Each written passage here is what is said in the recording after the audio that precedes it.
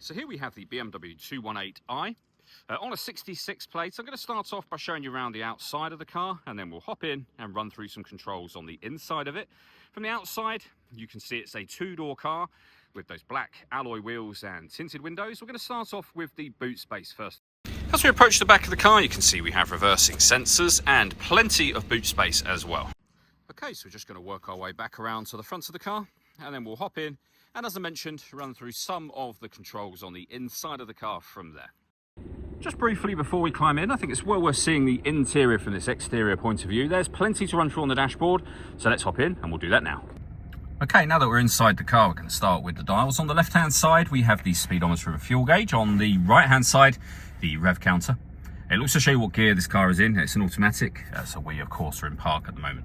In the centre, you can see the total miles of the car. They are 73,133.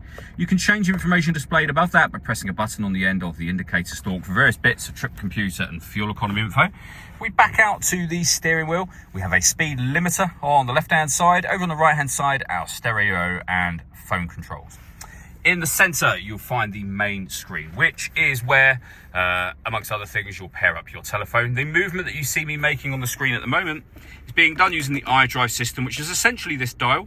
The buttons that surround it will also take you into the menus that you see highlighted on them. So we're on the main menu at the minute. Using that dial, if you want to listen to the radio, rotate to radio, push it down.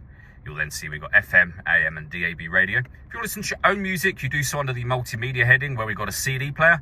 You can also plug in a USB input, Bluetooth audio and auxiliary input as well. So loads of ways to listen to your music. We've got satellite navigation here as well.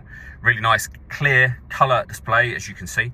Working our way down with our hazard warning lights, deadlocks, the main volume for the stereo, our CD player, and then the air conditioning. So the air conditioning is off, back on again. You can determine where you'd like the air distributed and, of course, the temperature. Fan speed is then adjusted just here. You can do all of that or just hit auto. The car will then maintain whichever temperature you've asked for. You can manually override that whenever you wish to. Below that, we have two cup holders and a 12-volt charging socket, the gear lever for the fully automatic gearbox. You can turn off the traction control from here. You can change the driving setup of the car as well. So you're able to put the vehicle into Sport, Sport Plus, Comfort, which is your everyday driving, and Eco Pro as well.